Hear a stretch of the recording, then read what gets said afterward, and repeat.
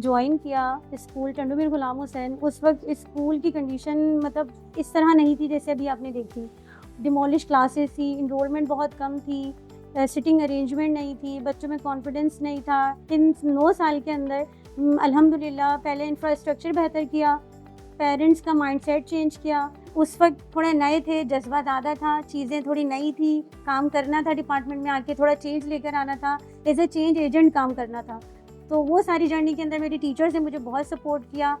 और ये तो गुड लक हुआ कि स्टीम उस टाइम पे यही वो टाइम था जब हम आगे बढ़ रहे थे, हमारे पास न्यू टीचर्स आ रहे थे आईबीएस से, तभी स्टीम की हमारे पास प्रोजेक्ट आ गया कि आप प्रोजेक्ट बेस्ड लर्निंग करें, कि बच्चों को दिखाएं कि कैसे मॉडल्स बना के, कैसे एक्टिविटीज़ के थ्रू हम उनको सारा उनके लेसन्स वगैरह करा सकते हैं। यहाँ से फिर हमारे कम्युनिटी का हमने ट्रस्ट बिल्ड करना शुरू कर दिया। जब उन्होंने देखा कि हमारे बच्चे जो भी हमारे सिलेबस में जितने भी टॉपिक्स हैं उनको वो ये लर्निंग कर रहे हैं, इस पे मुख्तलिफ प्रोजेक्ट्स बना के, मुख्तलिफ एक्टिविटीज़ के थ्रू। स्टीम मैंने कहीं पढ़ा था, कहीं सोशल मीडिया पे देखा था, तो मैं इसमें पार्टिसिपेट करना चाहती थी, क्योंकि मेरा ये होता है कि कोई भी चीज़ देखूं तो उसके अंदर पार्टिसिपेट ज़रूर करूं। तो बस वो एक जर्नी रही, स्टीम से बहुत कुछ सीखा। साइकिल 1 कंप्लीट किया, फिर हमारा साइकिल 2 स्टार्ट हुआ, स्टीम मुकाबलों 1 आया, फिर हमने स्टीम मुकाबलों 1 में जो है वो हमने बीट द हीट में पार्टिसिपेट किया। तो मेरा टास्क ये कहता है कि क्लाइमेट चेंज पे हमें एक बनाना है प्रोजेक्ट जो कि ज़ीरो कॉस्ट हो, और ना बिल्कुल ज़ीरो इलेक्ट्रिसिटी पे हमने बनाया था एयर कूलर। वो ज़ीरो इलेक्ट्रिसिटी था, इको फ्रेंडली था और लो कॉस्ट था, बल्कि ज़ीरो कॉस्ट था। सबसे पहले तो वो बनाया, उसके बाद जब हमने उसको एक्सपीरियंस किया तो अपने क्लास में आके हमने अपनी विंडो पे लगाया था स्कूल की, तो बच्चों ने उसको एक्सपीरियंस किया एक एक ने आके कि वाकई उसको वो एयर कूलर भी था और वो हीटर भी था एट अ टाइम। अनफॉर्चुनेटली हम एक कैटेगरी में, जब हम बहुत उम्मीद थी हम कि हम उसमें जो है वो विन कर जाएंगे, मगर लास्ट जब डिस्ट्रिक्ट राउंड हुआ है उसमें हम डिस्क्वालीफाई हो गए। मगर सबसे प्यारा पॉइंट उसमें ये था कि स्टूडेंट्स इतने ज़्यादा होपफुल थे कि नहीं, हमने जितनी मेहनत की है, हमने जो प्रोजेक्ट बनाया है, हम उसमें ज़रूर क्वालिफाई करेंगे। वो स्टूडेंट्स रोज़ाना हमसे कह रहे होते थे कि नहीं मिस, कुछ ना कुछ हम ज़रूर आगे बढ़ेंगे, करेंगे। और बाकी ऐसे ही हुआ कि वाइल्ड कार्ड एंट्री के ज़रिए हम कॉल हमें रिसीव हुई है मैम सना की कि आपका जो प्रोजेक्ट है वो क्वालिफाई कर गया है रीजनल राउंड के लिए।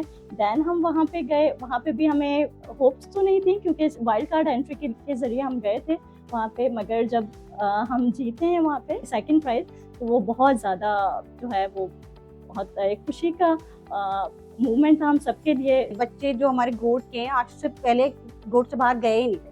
कराची वो फर्स्ट टाइम गए, उन्होंने एक्सप्लोर किया इतना बड़ा सब कुछ स्कूल में। जब हम मुकाबलों में गए, फिर जब वहाँ जीते, तो मतलब क्या आपको मैं बता नहीं सकती कि बच्चों के आंसू नहीं रुक रहे थे।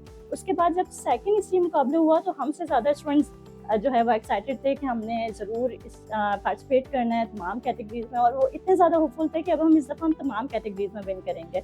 एक था फ्लोट द बोट।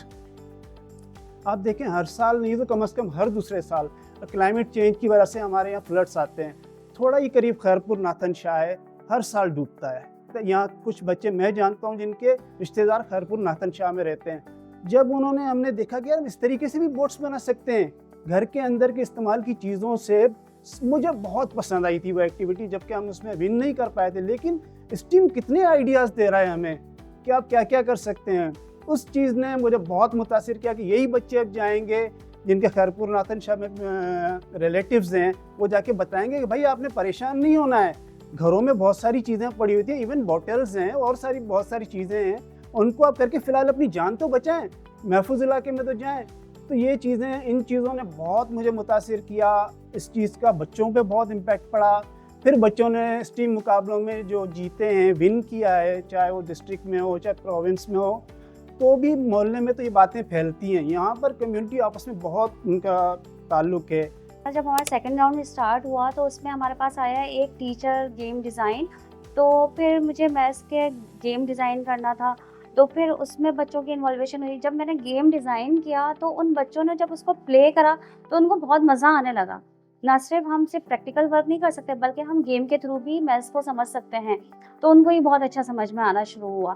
बच्चों ने सरदार अली शाह के सामने, मतलब हमने कोई प्रिपरेशन नहीं कराई थी उनको, उन्होंने पूरा उसको एक्सप्लेन किया, उन्होंने बकायदा, उनको बहुत पसंद आया था। हमने चाबियों से बनाया था वो सिंपल, बिल्कुल लो कॉस्ट था, जो घर की फालतू बची हुई रंग आलू जो चाबियां होती हैं और केक का बेस लेके उससे बच्चों ने वो खुद डिजाइन किया था म्यूजिकल इंस्ट्रूमेंट, और बच्चों ने उसके पीछे की पूरी साइंस बताई कि कैसे वाइब्रेशन हो रही है, किस तरह सब कुछ हो रहा है। तो वो इतने ज्यादा इंस्पायर हुए थे सरदार अली शाह, और उससे बच्चे इतने ज्यादा मोटिवेट हुए कि मतलब मुझे वो हम लफ्जों में बयान नहीं कर सकते। तो अल्हम्दुलिल्लाह ये हमारी सक्सेसफुल जर्नी है जो ये सारी आपको शो हो रही है। इस टीम से मैंने बहुत कुछ सीखा, इवन मैंने ही नहीं सीखा, बच्चों में भी बहुत चेंज आया। क्योंकि पहले बच्चों में देखिए किताबें हम पढ़ते थे, हैंड्स ऑन लर्निंग नहीं थी, प्रैक्टिकल वर्क नहीं था। बच्चों में इतना कॉन्फिडेंस आया कि बच्चे अब बोलने लगे, चेंज आया, उनमें भी चेंज आया, उनके पेरेंट्स में भी चेंज आया। उनको लगा कि हाँ उनके बच्चे में एक खुद एतमादी पैदा हुई है। जैसे बुक्स के जरिए आप मतलब बच्चों को वो चीज़ नहीं सिखा सकते जो उनको प्रैक्टिकल लाइफ में आना चाहिए। यहाँ जो एक्टिविटीज़ हो रही हैं, हैंड्स ऑन एक्टिविटीज़ हैं, डिफरेंट एक्टिविटीज़ हैं, सारे कॉम्पिटिशन्स हो रहे होते हैं सारे, ये उसके ज़रिए बच्चे और मोटिवेट हो रहे हैं, और उसके ज़रिए क्रिटिकल थिंकिंग की बहुत ज़्यादा डेवलप हुई है बच्चों की, क्योंकि बच्चे खुद से क्वेश्चनिंग करने लग गए हैं। स्कूल जब मतलब पहले था तो पहले मतलब पुरानी टीचर्स थी, तो उनमें बच्चे जो थे ना बस पढ़ाई था। पढ़ाई के अलावा बच्चों को थोड़ा एक्टिविटी भी चाहिए ताकि बच्चे थोड़े मतलब होशियार बने। और ज़्यादा मतलब ऐसे डल हो रहे होते थे, बच्चों में इतना मतलब शौक़ नहीं चढ़ा था कि पढ़ें। जब एक्टिविटीज़ आई ना तो बच्चों में इतना शौक़ पढ़ने लगा, वो एक्टिव हो गए और वो कहने लगे कि हमें लेते जाओ एक्टिविटीज़ में, और उनको बहुत मज़ा आने लगा। तो बहुत चेंजेस आएंगे। मैं तो कहती हूँ कि ना इस स्कूल में ना 8 क्लासेस हैं, अभी और भी क्लासेस बन जाए ताकि बच्चे सारी एजुकेशन है इसी स्कूल में हासिल कर सकें।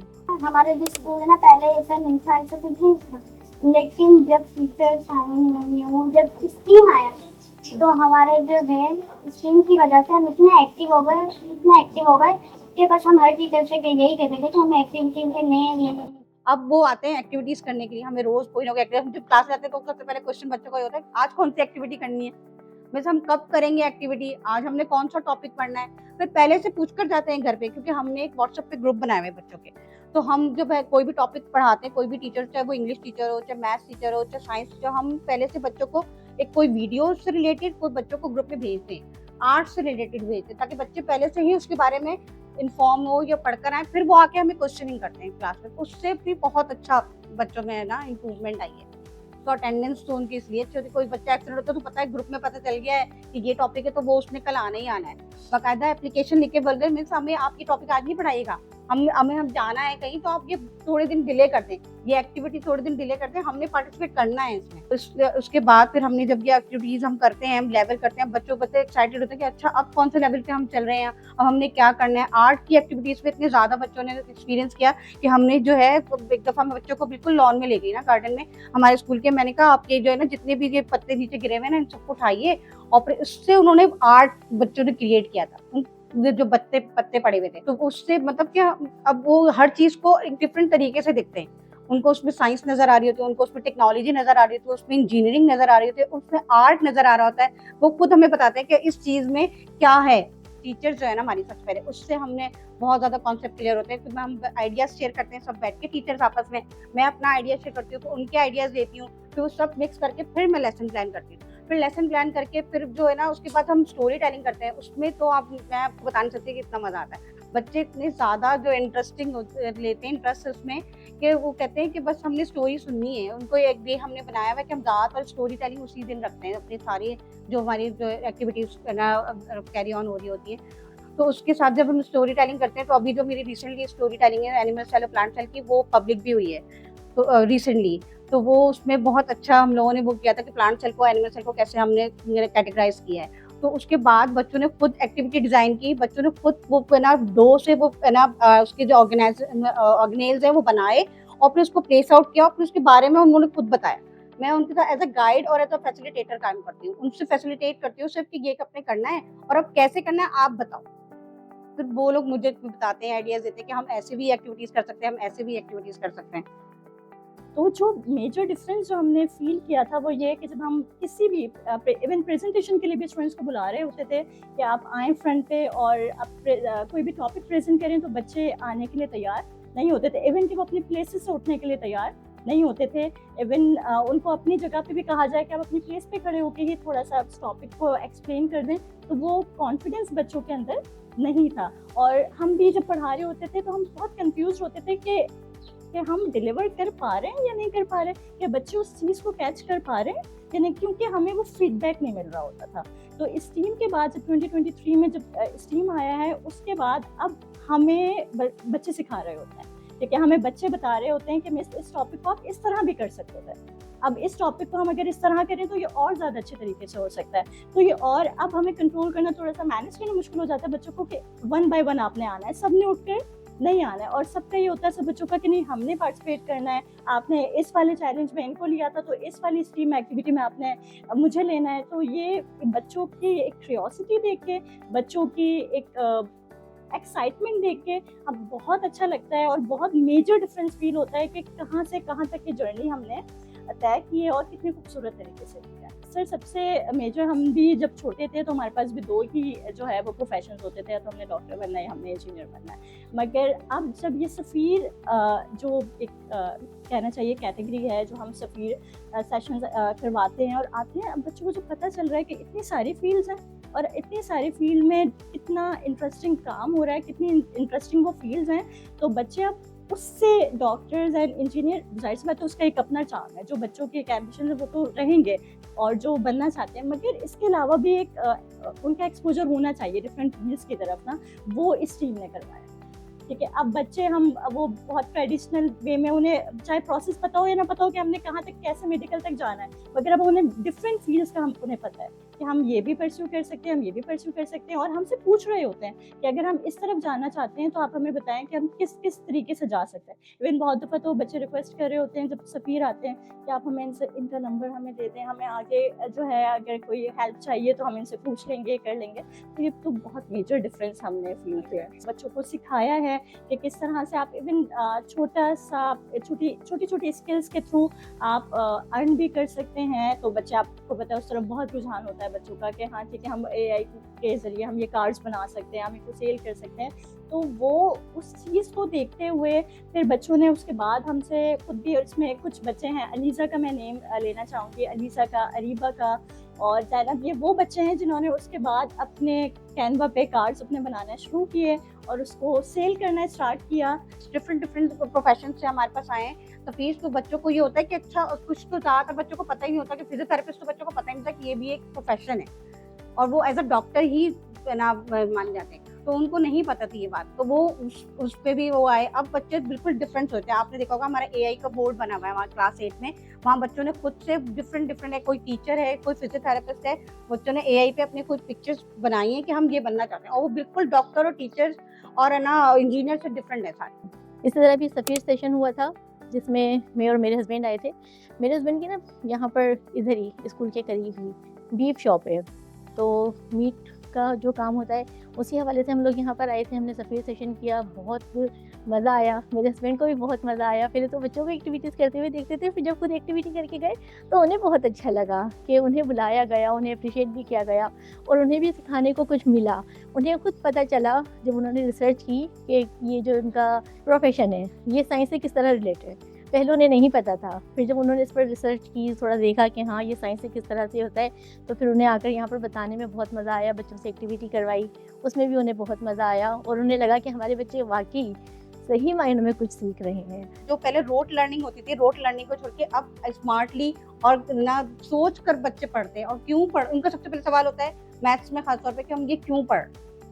जैसे टिग्नोमेट्री है, तो बच्चे 8 क्लास में टिग्नोमेट्री, उन्होंने बोला हम क्यों पढ़ रहे हैं, हमने क्यों एंगल्स बनाने हैं, हम क्या करेंगे इन एंगल्स का।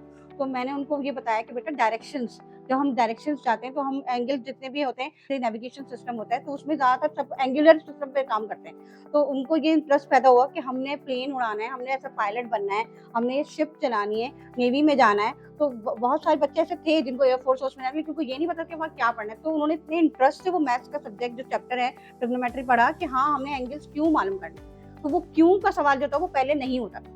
स्ट्रीम से पहले बच्चे डरते थे पूछते हुए कि हम क्यों पढ़। तो हमने उनको सबसे पहले ब्रेन स्टॉर्मिंग करते हैं, सबसे हम खुद सोच कर जाते हैं कि हमें बच्चों के सवाल के जवाब देना है कि वो क्यों कर रहे हैं, तो हम भी उसको वर्कआउट करते हैं। उस टॉपिक का वे ऑफ थिंकिंग जिस तरह हमारा नहीं है ना, बच्चों का बहुत अच्छा होता है, क्योंकि हम जो पढ़ चुके हैं, हम शायद उस तरह वो सोच नहीं सकते जिस तरह बच्चे सोचते हैं उस टॉपिक के बारे में। तो वो हमें बहुत अच्छा, बच्चों पे इम्पैक्ट नहीं, हमारे ऊपर भी बहुत अच्छा इम्पैक्ट है। तो इस टीम इस तरीके से T4 के अंदर मेरे लिए बहुत पॉजिटिव इम्पैक्ट लेकर आया। इन सारी जो एफर्ट्स की हैं और इतनी सारी जो स्ट्रगल रही है 9 साल की, और ये जो वर्ल्ड बेस्ट स्कूल अवार्ड हमने जीता है और हम टॉप 10 फाइनलिस्ट में आए हैं, तो उसके लिए मैं सबसे पहले अल्लाह पाक का थैंक यू करना चाहूँगी, फिर अपने पेरेंट्स का, अपने टीचर्स का और अपने डिपार्टमेंट का, जिन्होंने हमें बहुत सपोर्ट किया, जो हम यहाँ तक आए हैं। और यहाँ तक फाइनलिस्ट में आना बहुत बड़ी एजाज़ की बात है, ना सिर्फ पाकिस्तान के लिए, सिंध के लिए, स्पेशली डिस्ट्रिक्ट हैदराबाद के लिए। तो उसके लिए मैं सबको थैंक यू करना चाहूँगी कि सबकी सपोर्ट और सबके साथ की वजह से हम यहाँ तक पहुँचे।